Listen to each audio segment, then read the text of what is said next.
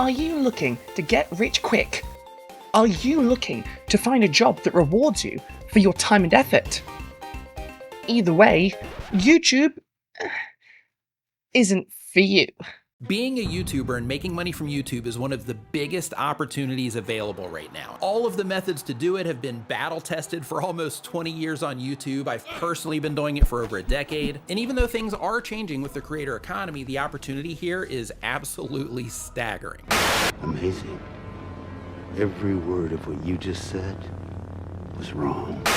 You see, the geniuses at YouTube saw the millions of people across the world uploading content to their site for free, making the YouTube executives money without the bigwigs at the top having to put in any effort, and thought to themselves, as they made loads of money for doing absolutely nothing, Get ready, everybody.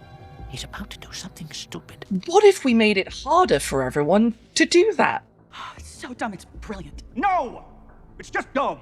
What if we made this website a much harder place to earn money on, and make it clear that the time and effort you put in to doing this labour for us, it isn't really as worth it as it used to be, monetarily. I know that usually, at big companies, we like it when line goes up, but hear me out, what if, just this once, line go down? Nobody's quite sure what, but what we do know is that back in the summertime when YouTube started using AI bots to verify age and do all the whatever and whatnot, something happened. But this new one is very strange and very inconsistent and very confusing. The people I am worried about in this are smaller creators. A lot of content creators, specifically folk like myself who make long form educational or long form documentary style content, have seen a substantial drop in views across the board. Have you noticed that a bunch of your favourite and probably also your least favourite YouTubers are freaking out in the last few months? Because a couple of months ago, YouTube decided to change everything about how it works and just didn't tell anyone how or why. Well, it turns out that the change to the algorithm didn't exactly make things easier for anyone. In fact, it tanked thousands of channels across the website, from long form to short form, from based to chud. I'm assuming that last part, I don't watch any chud content, obviously, and if they somehow survived this purge while so many leftists I know on here have been hit, we have even more of a problem than I thought. The point is, YouTube just woke up one day and decided to make life harder for everyone who makes this website what it is, or the people who actually give it value. The people that make the videos, people come to the website for. And while people with millions of subs have been hit just like smaller channels have in a lot of cases, given how much less money and fewer views smaller creators get, small channels are going to be paying the highest price for this reckless decision. Having YouTube as a boss, it is genuinely like being employed by a fucking alien mothership. And every now and then it'll beam down a pile of money. And sometimes you're like, oh wow, look, this is way more. I don't understand what's happening. And then sometimes it will beam down a fucking Arnott's gift card and the balloon with a frowny face on it. And you kind of look up at the mothership and you're like, but why? Why did this happen? And it gives you no response at all. So yes, views are down on YouTube across the board. This isn't just my opinion. In fact, if you've been paying attention to YouTube at all for the past 3 months, you will have seen many channels talking about this very problem, and probably just as many different explanations for what is happening and why. The one thing pretty much everyone agrees on, however, whether they blame restricted mode or YouTube's ongoing war with adblock, an algorithm shift to prioritize AI slop, or short-form videos, or YouTube's push to work their parent company's Google Gemini AI into the algorithm itself, the common factor that everyone agrees is that views are down. Reach is being stifled. No one is doing as well as they were just a couple short months ago. On a personal level, obviously I've seen my channel growth slow massively myself. All my channel metrics are down, as YouTube Analytics likes to remind me, with its myriad greyed down arrows, and with each video turning out to be the worst performing video out of the last 10. Views on my old videos as well are pretty much all gone. Previously, I would get a couple hundred views a month for old videos across my catalogue, but now, nothing. What a great Christmas present from my faceless robot employer. If it were just me, this would be personally devastating, but I would just have to accept that my channel had been nuked from orbit by Google, whether justifiably or not. But it's not just my channel. Red Letter Media and Second Wind were talking about this when it first came out months ago, and more large channels have since. I've seen channels with millions of subscribers sitting at just a couple thousand views, and similarly large discrepancies across channels of multiple sizes. And Pillar of Garbage made an excellent video about a month ago talking about this issue too. The longer this has been going on, the more it's clear it's not just a few isolated cases, but a pattern across the website. But the problem with YouTube, or well, one of many problems with YouTube, is that this website never tells you what is happening or why. All we know is that sometime in August, the YouTube algorithm was changed. But what actually changed, why it was changed, and how long these problems might last, we can't be certain. Something clearly has changed though. I went from getting pretty good recommendations to being sent AI hype videos, far-right idiots, irrelevant videos from 6 to 10 years ago, or completely irrelevant short-form content, for example. Like this wonderful man with a giant red cabbage. Listen, YouTube, I'm sure his cabbage is wonderful, but I don't come to this website to listen to old people ramble on about their giant vegetables. I'm here to gorge myself on news, politics, and media analysis. I'm here to watch video essays so long that my brain turns into goo and leaks out of my ears. I'm not here to watch vegetables. I'm here to become the vegetable. Come back and fight like a man, you vegetable! While I should make clear that we still don't know what the hell is going on with YouTube right now, at this point, I will not be countenancing any talk of this phenomenon not being real. That everyone experiencing this has just been making bad videos for this entire time. If it were 1 or 2 channels, you could make that assessment, but this goes way beyond that. And I'm not just dismissing this because of that spiffing Brit video, where a smug British man with millions of subscribers says we should all just get good, and claims to have loads of data to back up his claim, while sharing exactly none of it. Can I see it? No. Well, then forgive me if I don't take your patronising drivel seriously. And for those of you who don't know the video I'm talking about, go watch the Pillar of Garbage video on the topic, because if I talk about it personally, I'm going to have an aneurysm. Then my channel really will be dead. Because I'll be dead. Instead, let's briefly talk about what might possibly be causing this, and what you, yes you, can do to help. I guess this new restricted mode on YouTube. If you turn on restricted mode in the YouTube settings, then basically all the fully ramblematics mysteriously vanish from our channel page. Are you guys having problems with AI restricting your videos and as your view count's going down? So when this drop-off first started, a lot of people were talking about the possibility that it was due to YouTube's restricted mode. Restricted mode is, well, it's what it sounds like, but the videos that get restricted by said restricted mode don't seem to necessarily make much sense. While the criteria for restricting a video are stuff that you might expect, drugs, adult topics, violence, excessive profanity, the videos that get shoved into it don't always fit those categories. And it seems like which videos get tagged for restricted mode is kinda random. I mean, it's probably not actually random, but rather whatever AI protocol YouTube is using to decide what gets restricted is just really bad at its job. For an example from the Audience blog, if you look at Super Eyepatchwolf's channel, of the 126 videos Eyepatchwolf had up at the time, only 16 were visible with restricted mode on. And a lot of these videos do not seem to meet any of YouTube's criteria for restriction. Like the Fear and Hunger video I get, but come on, the rest of these are not going to terrify a child. One that might frighten them a little is Eyepatchwolf's video on social anxiety horror, which is, 1, just one of the best videos I've ever seen, and 2, it's visible in restricted mode. Make it make sense. My therapist has told me that I need to stop processing trauma through YouTube videos. Now, if you don't have restricted mode on, none of this should make a difference at all to your viewing experience. The thing is, at the time of these initial complaints, there were a few people online claiming YouTube had turned on restricted mode for them without asking. Apparently, this is because YouTube deployed, surprise surprise, another AI tool to determine if the viewer is underage. The root cause of this being the UK's Online Safety Act and other similar acts in different countries attempting to restrict the ability of under 18s from using the internet without ID or other forms of age verification. Because every government in the West is absolutely shitting their pants that a whole generation learned the truth about Israel in the past few years, and they must make sure no one grows up learning information that's politically inconvenient for the people in power.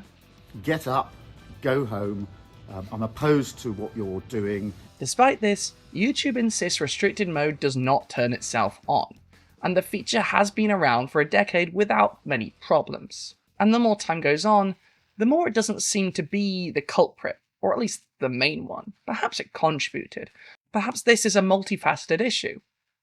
Or perhaps this fiasco is much more attributable to other factors, such as Google's war on ad blockers. I've been using an ad blocker, and nothing bad has ever happened to me, nor will ever happen to me. Guess I'm just lucky. So a funny thing happened when people started rummaging around in their analytics to figure out what the hell was going on with this view drop-off.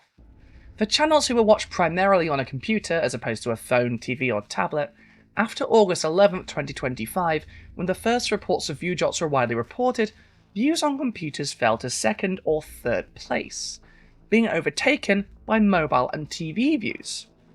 And that's kinda weird, isn't it? Let's quote Audience.ly again for some behind the scenes info. Around the same time in August, YouTube and Google implemented stronger measures against ad blockers. On August 11th precisely, YouTube bricked its website for anyone using the Adblock Plus Chrome extension. Additionally, users with an ad blocker now experience longer loading times. There's been a 3 strikes policy in the past, and for some users, YouTube appears to block them entirely from watching videos if an ad blocker is detected.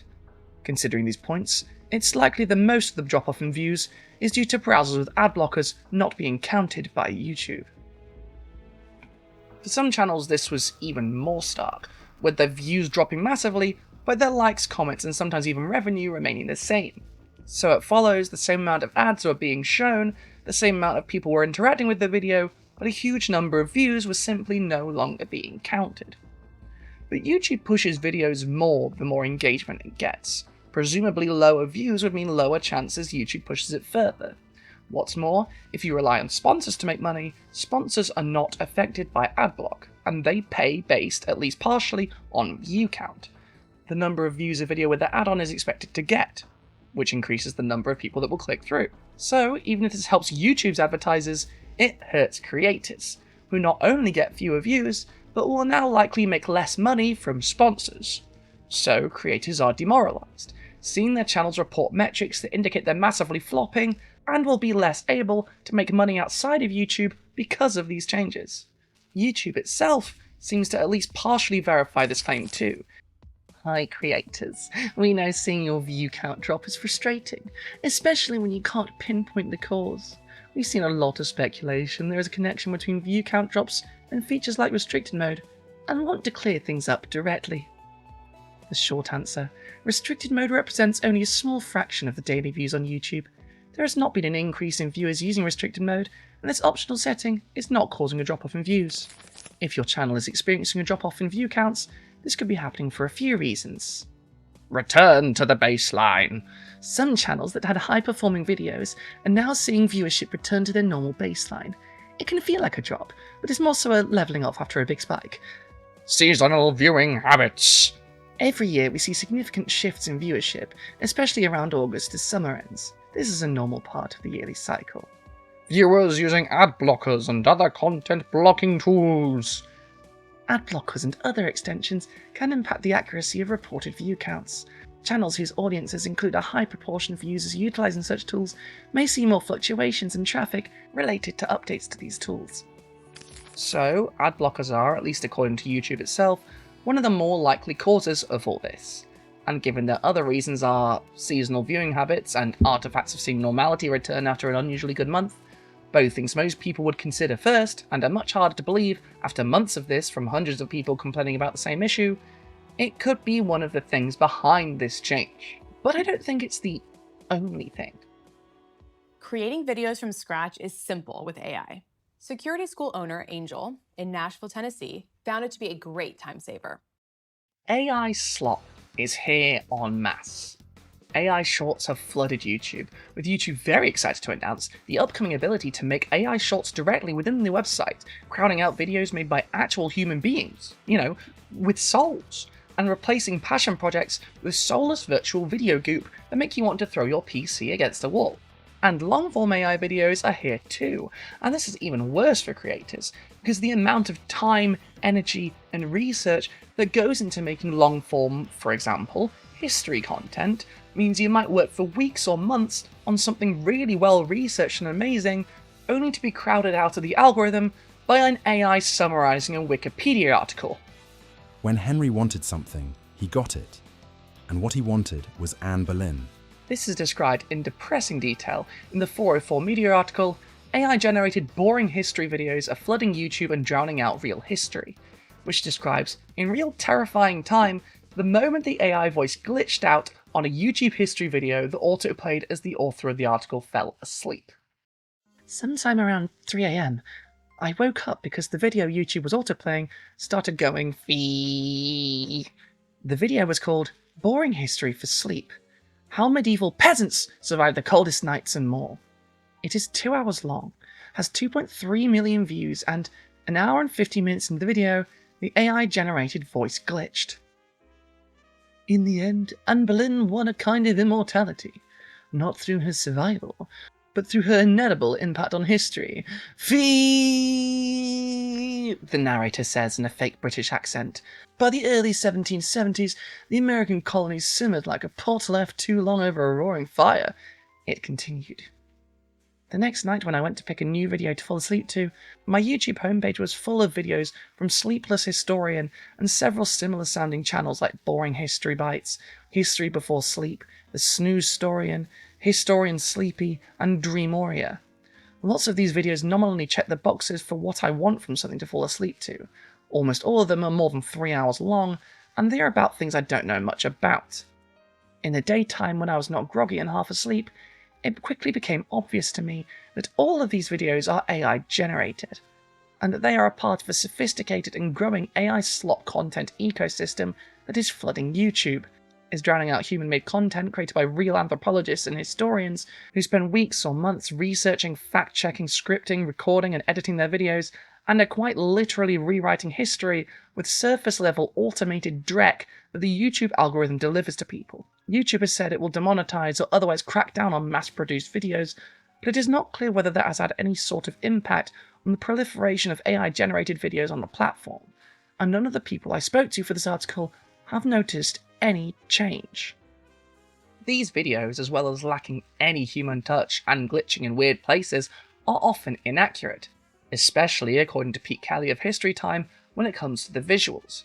And even in the script, the AI is just repeating stuff it heard elsewhere on the internet. It doesn't know how to research, how to verify information, how to form a narrative that truly tells us something new or interesting or a different angle on history.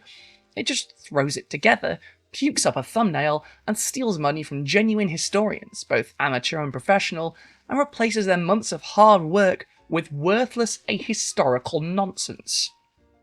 This is bleak. And this is what channels all over YouTube are competing with. This is increasingly a problem. At the same time, however, these AI slop videos did not enter YouTube all at once. It's a problem that has been getting worse and worse. But the YouTube algorithm change that tanked thousands of channels in such a short space of time more likely has something to do with a direct change in what the algorithm prioritizes, in my opinion. Namely, that YouTube is trying to reheat TikTok's nachos, and it's changed its algorithm to do that. Older content is suppressed, despite the passive income of old art on this platform being what keeps many people afloat, especially given some channels take months between videos to make the best output possible. and newer videos have to deal with a different journey to the top of the algorithm than they used to, one YouTube has not elaborated on, and one we will likely never get to see. And I'm getting this partially from Mario Juice, a retention director for creators with over 100 million plus subscriber channels, who noticed something peculiar when analysing data for YouTube Shorts. The YouTube algorithm actually changed, for the worse. A few months ago, creators of all sizes started noticing a significant change in the overall performance of their channels. Usually this is related to the overall behaviour of audiences, however, this one felt different. It wasn't just one or two channels, it was every single channel I was working on and more. At first I was like, alright, let's find out where we're going wrong, maybe we're missing something. However, after weeks and months, no answers were found. This is very frustrating, not only for myself, but also for the creators who are relying on these answers to maintain their channel, business and livelihood. But that's when we made a breakthrough. We saw a complete crash in short form views on content older than 1 month. What we found was that somewhere in the middle of September, YouTube had pushed a significant change in their short form algorithm, which impacted nearly every short form creator across the platform. Why is this a problem? Because it affects every creator we all care about. It didn't matter if you're a smaller creator, one of the top 10 creators, we haven't found many people who are spared. What we found is that YouTube seems to have implemented a change that strongly prioritises content uploaded in the last month. We're seeing a shift away from quality to quantity. With this change, you're increasing the importance of high volume uploads in the first 30 days.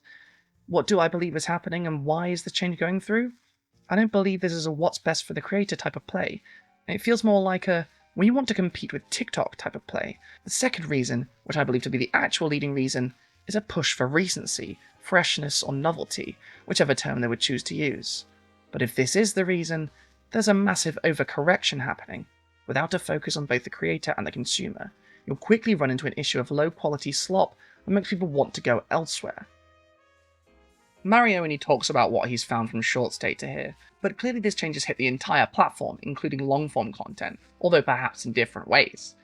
What's more, people have been reporting the recommendations being very off recently, and you can't argue with most people's views being down across the board and in a bunch of different niches.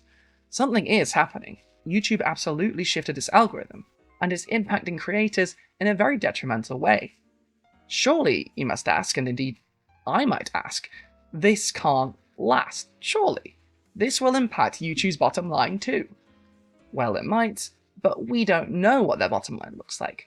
We don't even know what their algorithm looks like. I heard buzzings recently that they further integrated Google's Gemini AI into the algorithm now. Now, I don't know if that made massive changes, or if it's done nothing, or if it's even just hearsay, because YouTube doesn't tell anyone anything, despite so many of us relying on it for our income, and so really having a dog in this fight. Would it hurt to tell the people who you rely on for your money what you're doing? And despite accounts like the Spiffing Brit and TechLinked blaming individual YouTubers for not making good enough videos and simply telling everyone to get good, this is not a case of isolated YouTubers in their flop era projecting their own problems onto the rest of the platform. This is a platform-wide problem. Maybe YouTube will sort it out. Maybe they won't. Maybe this is what the platform is forever.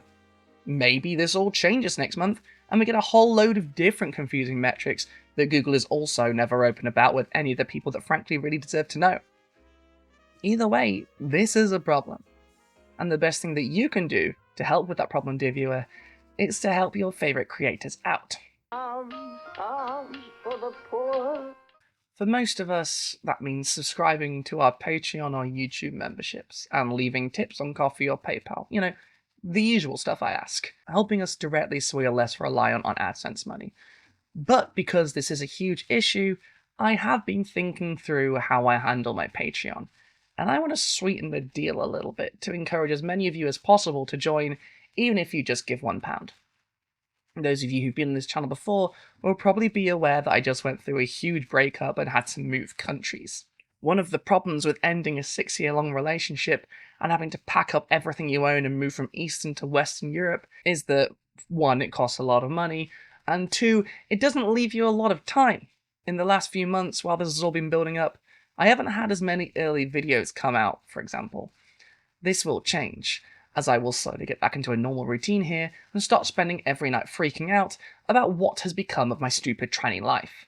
But in the meantime, I want to add more Patreon perks to make it worth it for those who already support me and those who might want an extra push. So, already on the Patreon, you get access to the members-only Discord, access to occasional early videos, full-length interviews with people I featured on this channel, and my Switch friend code, but by popular demand, I'm going to be adding non-censored versions of my videos to the Patreon for any video from now on, not the back catalogue, but from now, that I've had to bleep to stay monetized. So, non-censored videos. And as well as this, in the new year, I'm going to start streaming.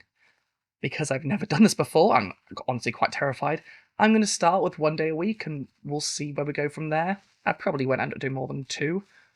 Regardless, stream archives will go to a second channel, which I'll link below, and they will be available a week early for all patrons and YouTube members.